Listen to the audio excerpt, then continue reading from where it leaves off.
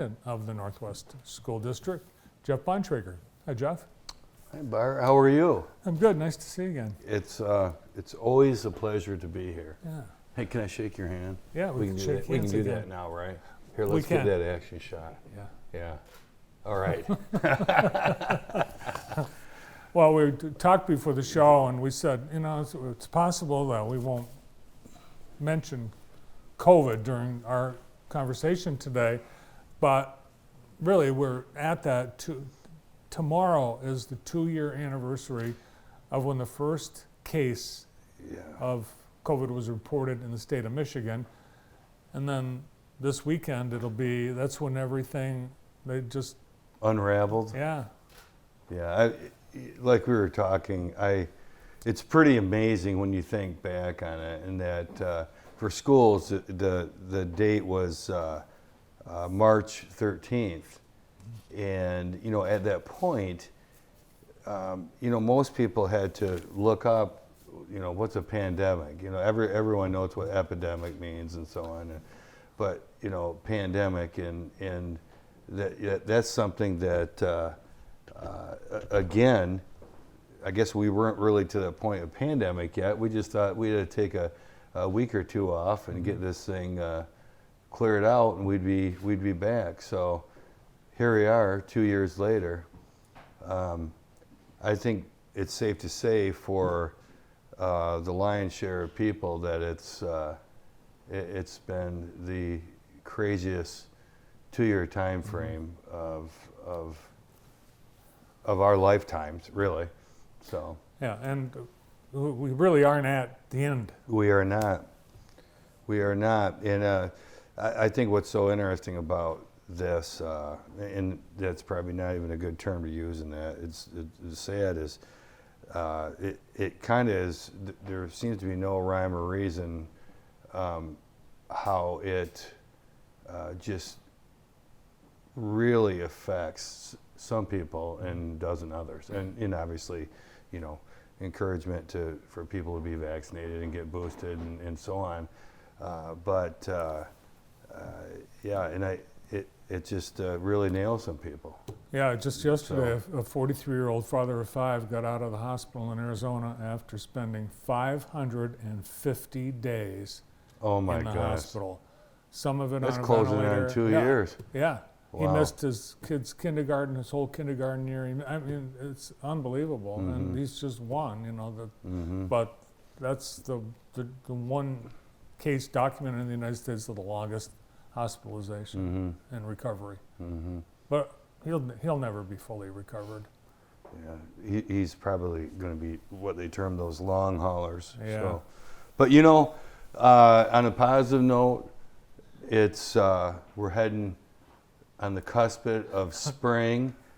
The sun is out today, and we are hopefully in the waning hours of the pandemic here. So well, let's talk about we can have some normalcy. Let's talk about some of those sounds great. sites of normalcy at Northwest. March is reading month, and so we're doing some of the regular things you do. That's always fun. Back, it seems like a lifetime ago for me, but back in the day I was an elementary principal at one point, and that's really a fun time for the kids, and many times for staff members, but they have goofy dress-up days and all kinds of incentives to read, and it's just books, and more books. So it's a fun time to be in elementary school.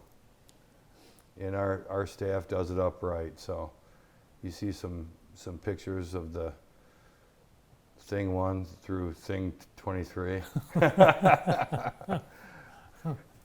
You got to be creative in this, Let's congratulate, and there are quite a few people at Northwest to congratulate right now. Let's talk about your wrestlers.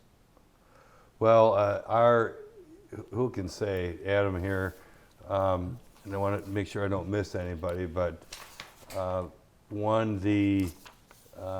got Adam Heslingas, which I apologize to Adam for the last name, but state champion.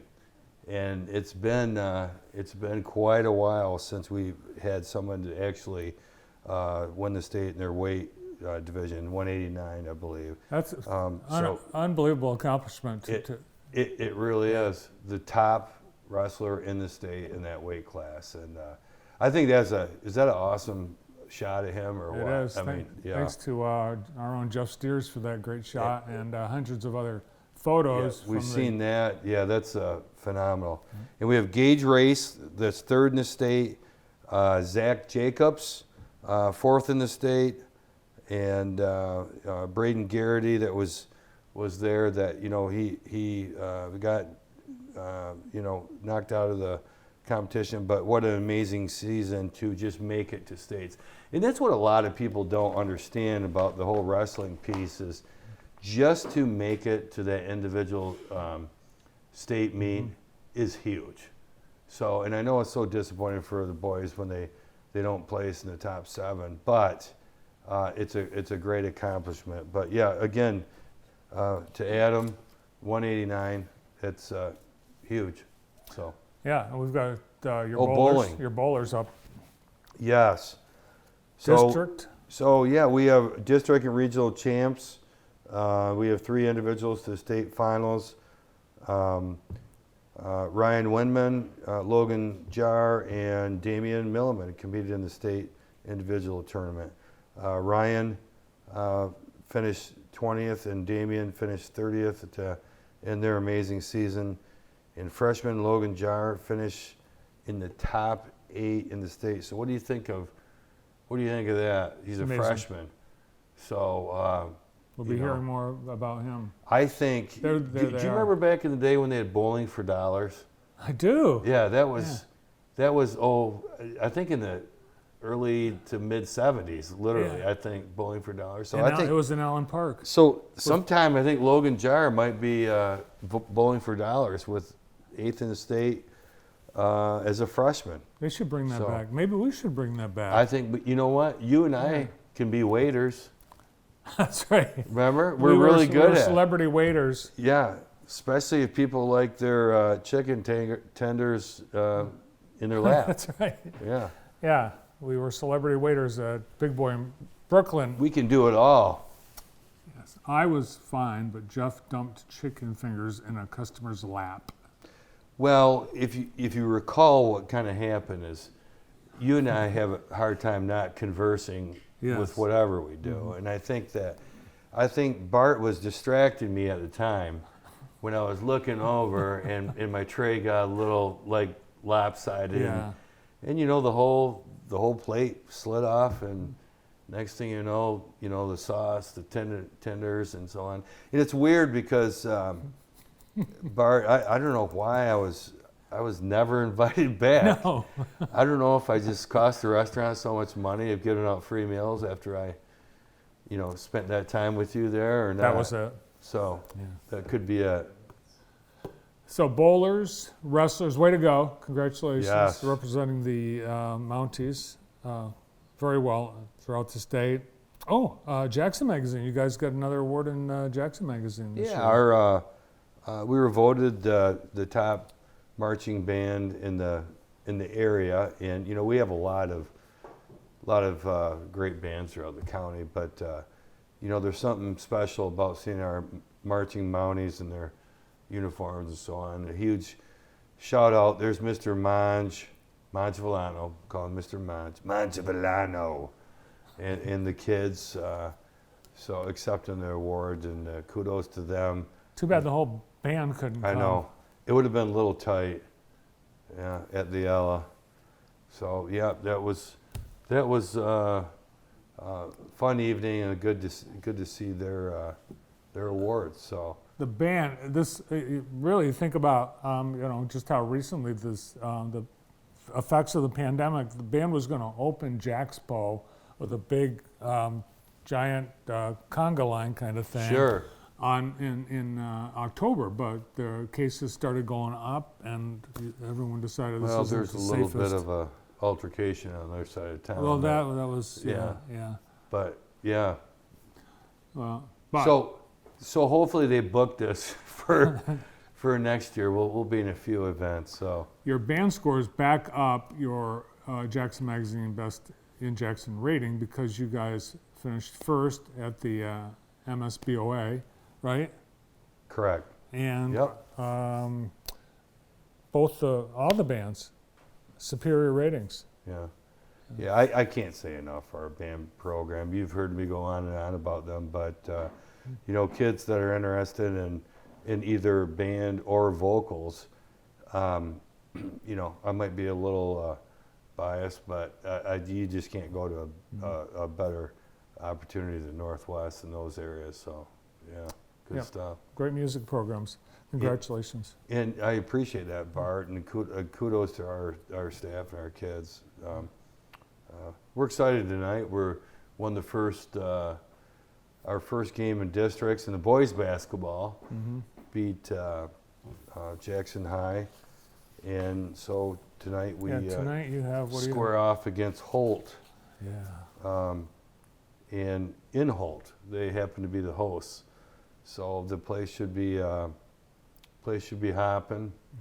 So hopefully the Mounties can pull out a win. March Madness, anything can happen and does.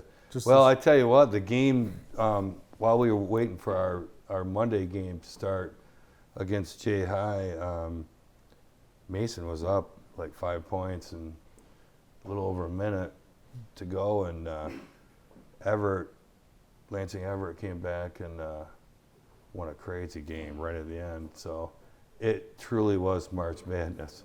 So, yeah. That's why we call it March Madness. Yeah.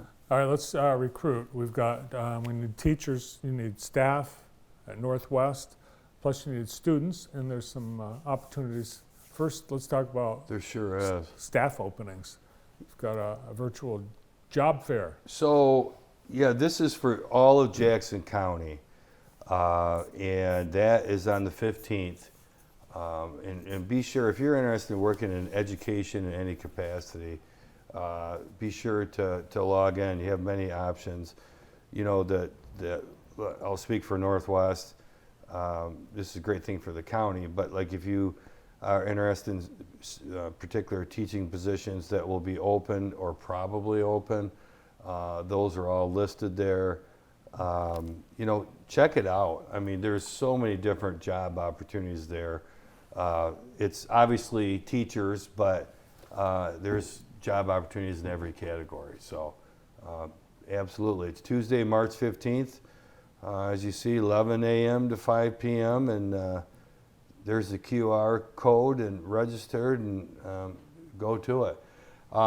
This is the second year we've been doing this, and we got a couple great hires out of that, if my memory serves me correctly, as far as I can think of one, and it was kind of a gentleman that was from the East Coast. Oh, no kidding. And wanted to move out to Michigan, heard about the Great Lakes and so on, and there you go. What an opportunity to get your foot in the door, and you don't have to necessarily be right in Jackson County. So Good point. Great opportunity. So Another opportunity to hear the great bands and singers of Northwest schools. You've got the spring musical coming up.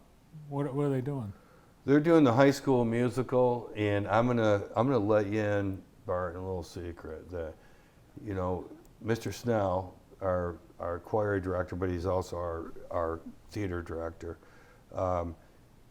just does a great job. But he humors the high school principals and myself every year, giving us the opportunity to do a cameo to some degree. I'm on the Friday night version, 7:30. Mm-hmm. We don't even know what we're doing. We just show up and here's what you're doing. So one year I was a, custodian, undercover boss, sweeping across the floor.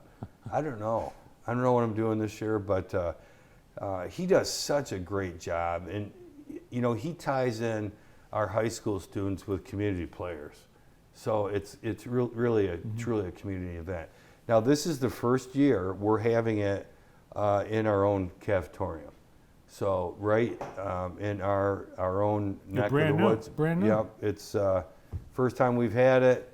It can seat up to 1,000 people. So we're excited to have it, What? host it right at Northwest. You can Yeah. see 2,000 people? 1,000. Oh, 1,000. 1,000. But yeah, that was a very wise build back in the bond days of 2013. So Oh my, yeah. doesn't seem that long. I mean, if you want to sometime stop by and you and I can sing a duet, you know, I'll let you practice know. before, just, you know, you have my number, give me a ring, we can, I'll let you know. No, we don't have beautiful voice I hear. I bet you Brandon could nod a big yes on that. time. I wish we had time. We're just, Isn't we that are. a shame? Northwest. Go. Go Mounties. Superintendent Geoff Bontrager. More to come. We've got Deputy Chief Dave Wood.